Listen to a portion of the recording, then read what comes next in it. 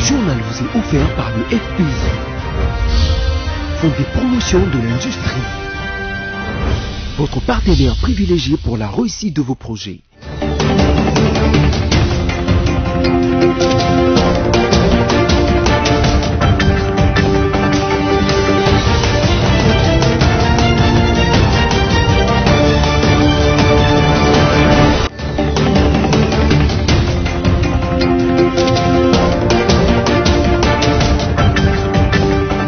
Mesdames, Messieurs, bienvenue à cette nouvelle session d'information dont voici tout de suite le sommaire. En ce jour en Belgique, le chef de l'État Félix-Antoine Tshisekedi Tshilombo a communié avec la diaspora congolaise. Au cours de cet échange, le chef de l'État a exhorté ses compatriotes à revenir au pays pour contribuer à la reconstruction nationale.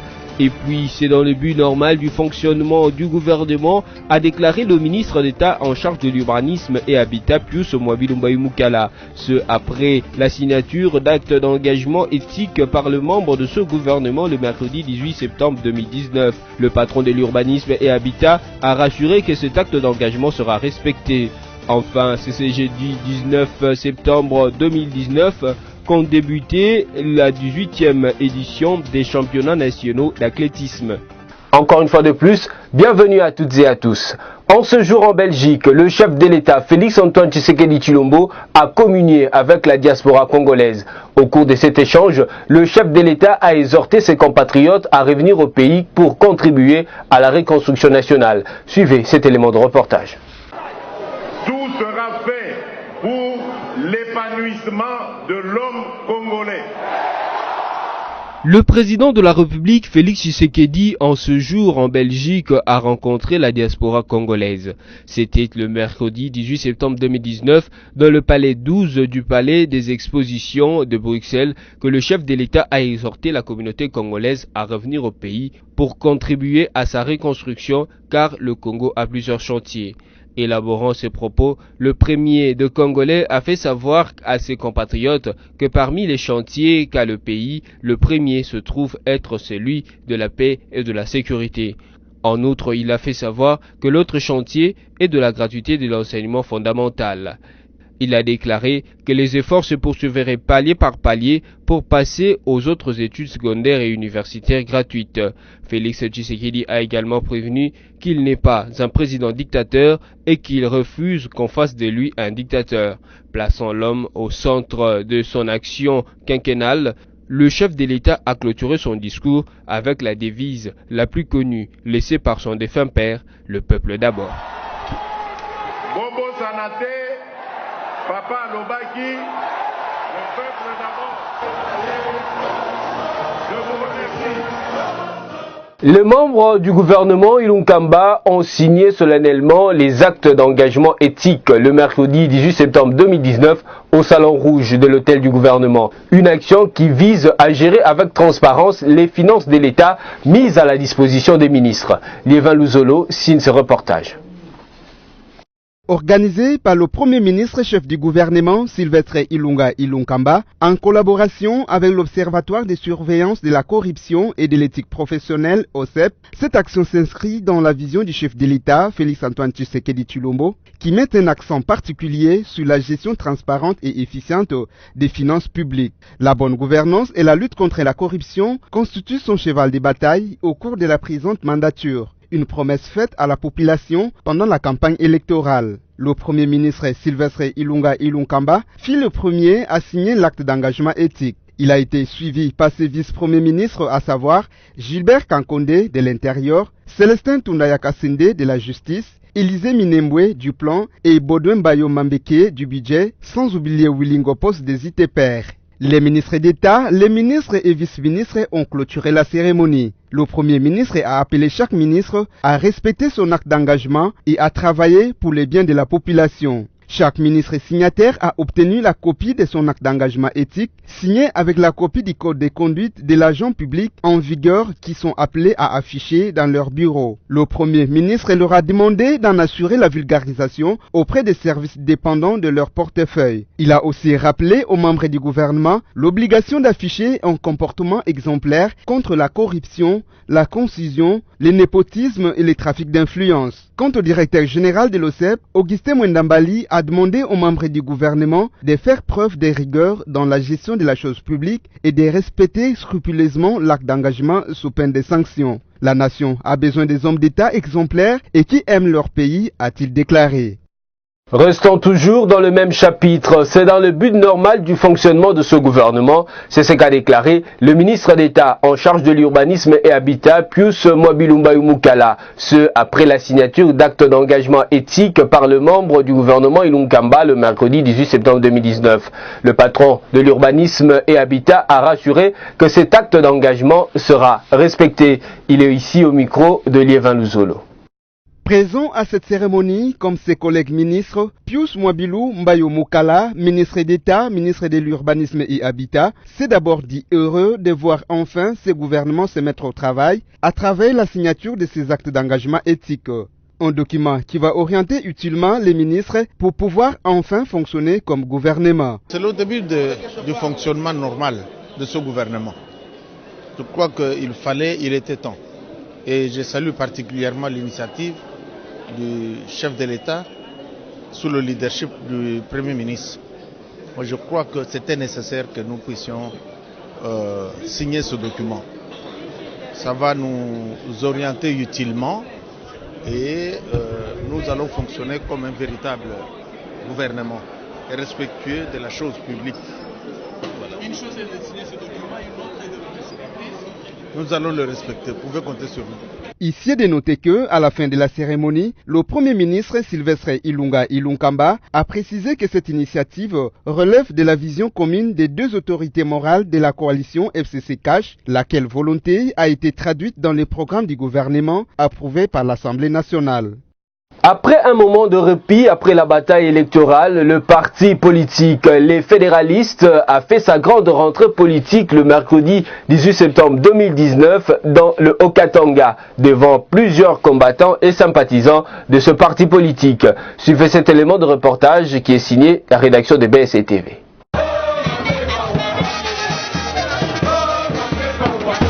Au bout d'un moment de répit après la bataille électorale, les fédéralistes sont de retour sur la scène politique au Katangaise. Plusieurs combattants et sympathisants de ces partis politiques se sont retrouvés l'après-midi de ce mercredi 18 septembre dans une manifestation aux allures de retrouvailles ponctuée de l'inauguration de leur nouveau siège situé sur l'avenue Kenge au quartier Bel Air dans la commune de Kampemba. Le président interfédéral Jean Kalinga Mambepa l'a inauguré en coupant les ribbons symboliques sous les acclamations de la foule en liesse.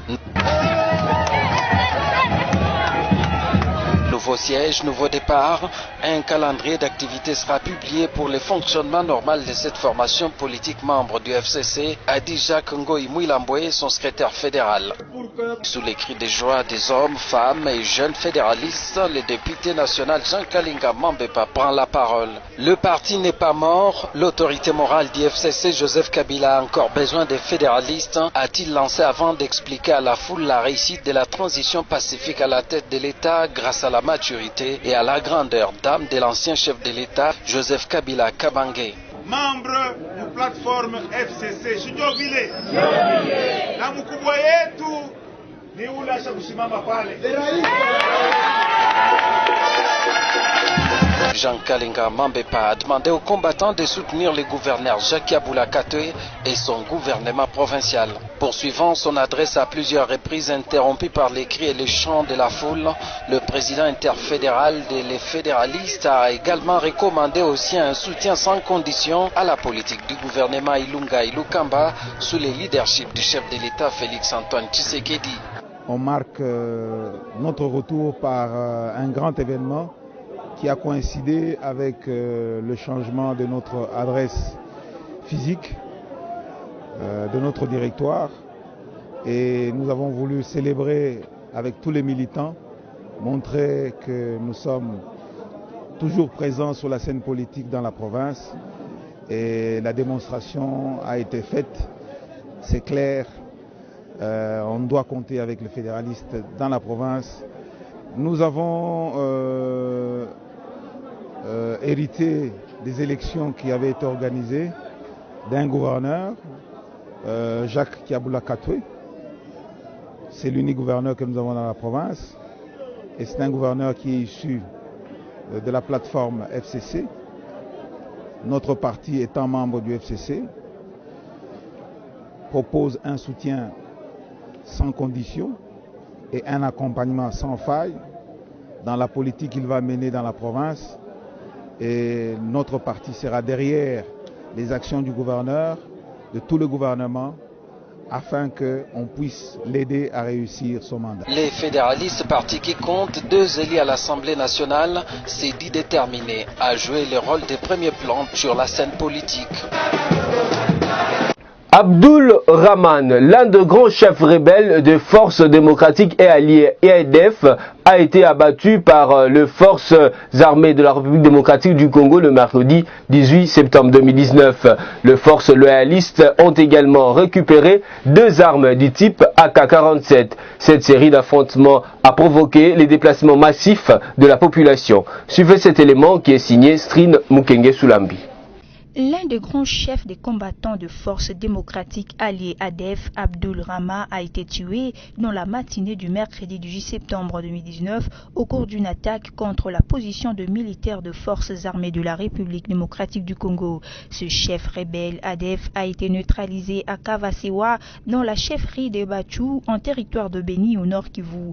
Les forces loyalistes ont également récupéré 2 armes du type AK-47. Cet affrontement a provoqué les déplacements massifs de la population. Au cours de la même attaque, les FARDC ont capturé un autre chef rebelle, Souaïbou Moussa, qui a été grièvement blessé par balle. Ces derniers, se trouvant entre les mains des services de sécurité, a indiqué qu'ils étaient au nombre de 15 combattants commis pour affronter le militaire congolais. Il a cependant avoué qu'ils étaient très frappés par la contre-offensive lancée par les forces armées de la RDC. Un autre chef rebelle à parler de cité, a été tué lors d'un autre affrontement intervenu à la même date. Il s'agit de Sylvestre Mudakumura, le commandant des rebelles de Forces démocratiques de libération du Rwanda FDLR. Recherché par la Cour pénale internationale, ce dernier a été neutralisé dans le groupement Bwitu à Rutshuru, toujours dans la province du Nord Kivu, a déclaré à l'AFP le général Léon Richard Kassongo. Ces attaques à répétition interviennent pendant que le haut commandement des militaires et FARDC se trouve dans cette province en prélude du lancement des offensives contre les groupes armés. L'Organisation des Nations Unies et la République démocratique du Congo se sont mis ensemble pour vaincre la maladie à virus Ebola dans la province de l'Ituri. Les détails de cet élément, c'est avec Placide Kesselo. L'Organisation des Nations Unies et la République démocratique du Congo s'engagent à lutter ensemble en vue d'éradiquer l'épidémie d'Ebola dans la province de l'Ituri. C'est le vœu exprimé par les nouveaux ministres de la Santé, Eteni Longondo, et les coordonnateurs des Nations Unies pour la lutte contre Ebola lors de la réunion d'évaluation de cette épidémie organisée le mardi 17 septembre 2019 à Bunia. À cette occasion, le chef des divisions provinciales de la santé en Ituri a présenté un tableau qui faisait état de 48 cas confirmés de la maladie à virus Ebola, dont 207 décès. Ces chiffres couvrent la période allant du mois d'août 2018 au 17 septembre 2019. Très optimiste, le ministre de la Santé Eteni Longondo a lâché « Nous allons arriver à éliminer cette maladie ». Croyant fermement à atteindre l'objectif visé, David Gressly, coordonnateur des Nations Unies pour la lutte contre Ebola, a de son côté affirmé que cette maladie sera éliminée. Terminons avec un mot de sport. C'est ce jeudi 19 septembre 2019 qu'ont débuté la 18e édition des championnats nationaux d'athlétisme. Placide Kesselo, renchérit. Les championnats nationaux d'athlétisme ont démarré ce jeudi 19 septembre 2019. Avant les coups d'envoi des 10 championnats, la Fédération d'athlétisme du Congo, FEACO, a tenu une assemblée générale ordinaire. Il était question de procéder à l'évaluation des éditions précédentes en vue de réunir les conditions nécessaires pour s'assurer de la réussite de la présente édition. Par ailleurs, le président de la FEACO a promis de procéder dans les prochains jours à une campagne de détection des talents à travers la République. Dans une autre discipline sportive, soit en football, la sélection A' de la RDC a courbé l'échine devant celle du Rwanda en amical le mercredi 18 septembre 2019 au stade de Martyrs de la Pentecôte de Kinshasa. 2-3, c'est le score final qui a sanctionné cette rencontre. Rappelons que le des sélections nationales A' prépare leur deuxième tour des éliminatoires du championnat d'Afrique des Nations Cameroun 2020. Mesdames, Messieurs, ce journal touche à sa fin, mais avant de nous quitter, voici les rappels des principaux titres. En ce jour en Belgique, le chef de l'État Félix-Antoine Tshisekedi Tshilombo a communié avec la diaspora congolaise. Au cours de cet échange, le chef de l'État a exhorté ses compatriotes à revenir au pays pour contribuer à la reconstruction nationale. Et puis, c'est dans le but normal du fonctionnement du gouvernement, a déclaré le ministre d'État en charge de l'urbanisme et habitat Pius Mwabilumbayu Mukala. Ce après la signature d'actes d'engagement éthique par le membre de ce gouvernement le mercredi 18 septembre 2019. Le patron de l'urbanisme et habitat a rassuré que cet acte d'engagement sera respecté. Enfin, c'est ce jeudi 19 septembre 2019 qu'ont débuté la 18e édition des championnats nationaux d'athlétisme. C'est par ici que nous bouclons complètement la boucle. Merci à vous de l'avoir suivi et restez fidèles au programme de BSC Télévision car les actualités sont en continu.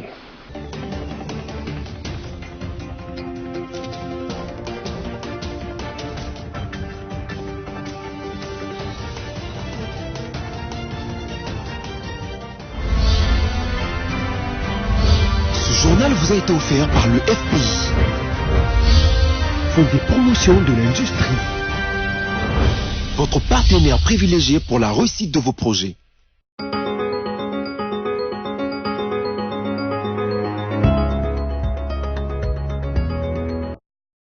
Mesdames, Messieurs, bienvenue à la revue de presse de ce jeudi 19 septembre 2019 sur BSC TV. Commençons avec les sites d'actualité Congo Virtuel qui titrent Tshisekedi à Bruxelles face aux oligarques néocolonialistes. Parti en Belgique pour relancer la coopération, le chef de l'État congolais doit faire face à des lobbies politico-affairistes, aux relents néocolonialistes et autres oligarques qui s'intéressent de faire la part de choses entre la Belgique et leurs intérêts dans une RDC qui n'existe plus que dans leur nostalgie. Normal alors qu'en tournant le dos à Fachi, Reinders et De Croo et autres se mordent la langue à l'idée de devoir revenir en RDC sous la conduite de la coalition FCC Cash qu'ils n'ont jamais prévu sur leur tablette. Intensifier et réchauffer la coopération bilatérale qui profiterait à la Belgique et à la RDC, voilà le but de la visite de travail du président Félix Tshisekedi en Belgique, tel qu'expliqué par la communication du chef de l'État. De son côté, le chef de la diplomatie belge Didier Reynders explique la visite du premier citoyen congolais par la volonté de rétablir progressivement une relation qui a souffert depuis 2015. Selon sa déclaration rendue par les médias occidentaux principalement belges, les relations entre la RDC et la Belgique ont connu beaucoup de hauts et bas. Les deux pays viennent des très bas sous l'ancienne présidence et qu'il s'agira d'essayer de remonter étape par étape sans brusquer les choses, a-t-il dit. Poursuivons cette revue de presse avec Forum des As qui note en grand titre: au terme des séances de travail hier à Bruxelles, Félix Tshisekedi signe 3 mémorandums de coopération avec la Belgique. La journée du président Félix-Antoine Tshisekedi hier mardi 17 septembre à Bruxelles n'a pas été du tout repos. Au terme d'une séance de travail avec le Premier ministre belge Charles Michel, le chef de l'État congolais a signé 3 mémorandums de coopération entre la RDC et la Belgique. Ces mémorandums portent notamment sur la coopération entre les ministères des Affaires étrangères belges et congolais, sur la coopération au développement et sur la coopération des ministères des Finances et ceux des deux pays. Selon une dépêche de la presse présidentielle, ces mémorandums constituent les préludes à la signature de plusieurs accords de coopération entre le gouvernement congolais et belge dans les domaines économiques, militaires et administratifs. Bouclons cette revue de presse avec les sites de la radio Okapi qui écrit « Deuxième journée du service minimum dans les hôpitaux du Sud Kivu. La priorité est accordée aux urgences. » Les médecins du Sud Kivu observent ce mercredi 18 septembre la deuxième journée de service minimum dans les hôpitaux de la province pour protester contre le meurtre du docteur Dieudonné Manenga tué par des inconnus le dimanche dernier à son domicile à Uvira. Dans les hôpitaux de la province, le mot d'ordre est respecté et la priorité est accordée accordée aux malades qui nécessitent une intervention immédiate de l'équipe de permanence. Le cas le moins grave sont renvoyés. À l'hôpital provincial de Bukavu, des malades venus en consultation traînent dans le couloir. L'intérêt du personnel soignant est focalisé sur le cas de malades graves, indique le docteur Fabrice Chikomola, qui assure le service minimum. Cette revue de presse est terminée. Merci à vous de l'avoir suivi et à la fois prochaine.